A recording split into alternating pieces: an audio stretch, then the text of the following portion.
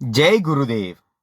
हमारे घर में यदि कोई वास्तुशास्त्र की समस्या है कि हमारा घर जो है वो किसी वास्तुशास्त्र के मुताबिक नहीं बना है, या तो इसकी पीड़ा है या हमारे घर पर किसी काला साया जो बोलते हैं, भूत प्रेत की जो साया होता है, वैसी समस्या है, और हमारे घर में परिवार के जितने सदस्य हैं उनका जो मस्तिष्क है वो काम नहीं करता और न जाने कौन सी बातों पर एक दूसरे से उलझने लगते हैं।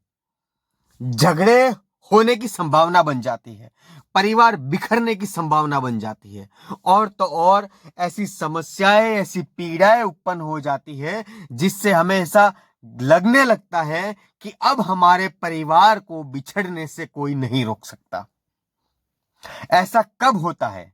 जब हमारे परिवार में किसी व्यक्ति पर या हमारे घर पर कोई ऐसी बाधाएं है, कोई ऐसा काला साया है, या घर का वास्तुशास्त्र जो है वो खराब है। तो ऐसे समय में हमें क्या उपाय करना चाहिए ताकि हमारे घर का जो वास्तुशास्त्र है वो खराब है मगर फिर भी वो हमें नहीं नुकसान पहुंचाएगा, और हमारे घर पर किसी का भी काला साया हो या भूत प्रेत की बाधा हो तो वो भी हमारे ऊपर हावी जो होती है वो नहीं होगी। तो ऐसा कौन सा उपाय करना चाहिए? हमें उपाय यह करना है, रविवार के दिन गाय का जो गोबर होता है उसका छाना बोलते हैं, छाना, वो आपको, सूखा हुआ छाना वो आपको लाना है। और ध्यान रखें, एक छाना हर रविवार के दिन आपको घर के अंदर या घर की जो चौखट रहती है, जो कंपाउंड रहता है, वहां पर उसे जला देना है। और जलाने के बाद में थोड़ा सा जल जाए उसके ऊपर 2 चम्मच जितना घी डालिए, शुद्ध घी हो या जो भी आप घर में इस्तेमाल करते हो दिया धूप के लिए, वो घी लाना है, 1 चम्मच उसके ऊपर डाल देना है। उसके बाद में आपको 3 या 4 एक चिपटी भर चावल लेने हैं, वो उसके ऊपर रख देने हैं। ऐसा करने से वो जो चावल जो है, चावल के दाने जो है वो जलने लग जाएंगे और जो छाना है वो भी जलेगा। उसका जो धूप है वो हमारे घर के चारों कॉर्नर में, कंपाउंड के कॉर्नर में, घर की दीवारों के कॉर्नर में, आपको सारी जगह पर, जैसे चौखट होता है 4x4 का या 10x10 का आपका कंपाउंड है या 100x100 का आपका कंपाउंड है, उसमें सभी जगह पर आपको ये घुमाना है।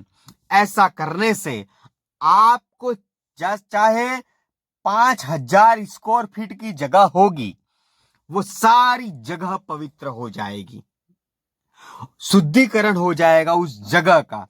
यदि आपका वास्तुशास्त्र भी जो खराब है वो भी आपको नहीं नड़ेगा, क्योंकि ये जो गाय का छाना जो होता है वो इतना शुद्ध होता है, इतना पवित्र होता है कि उसके धुएं मात्र से आसपास का वातावरण जो होता है वो बदल जाता है, और हमारे घर के परिवार के सदस्यों को इसकी जो खुशबू है, इसका जो धुआं है, वो हमारे शरीर में थोड़ा घुस जाए तो हमारा जो मस्तिष्क है वो भी सही तरीके से काम करना शुरू कर देता है। कुछ ऐसी नकारात्मक जो चीजें होती है हमारे दिमाग में भरी पड़ी होती है, जिस वजह से हमें किसी व्यक्ति से या घर परिवार के व्यक्ति से बोलने का भान नहीं रहता, उस वजह से घर परिवार में जो झगड़ों का समस्याएं बनती है वो सारी आपकी दूर हो जाती है।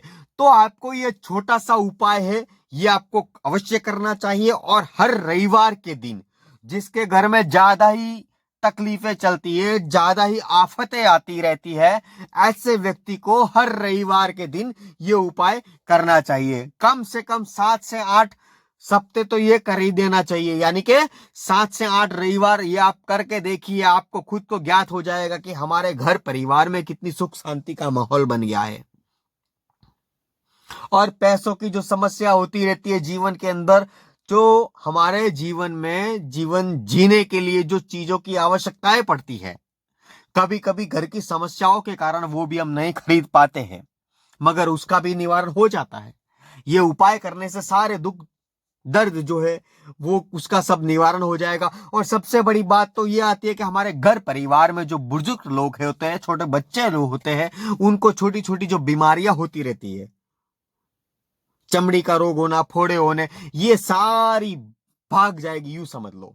ये छोटा सा उपाय, अचूक उपाय, इसको आपको अवश्य करना चाहिए। और 1 हफ्ता या से 2 हफ्ता आप यह उपाय करके देखिए, आपको स्वयं अनुभव हो जाएगा।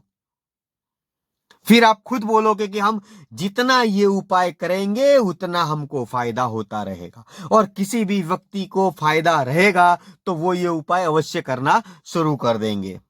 तो ये छोटा सा उपाय बिल्कुल आप करना भूलिएगा नहीं, और ये जरूर कीजिएगा। जय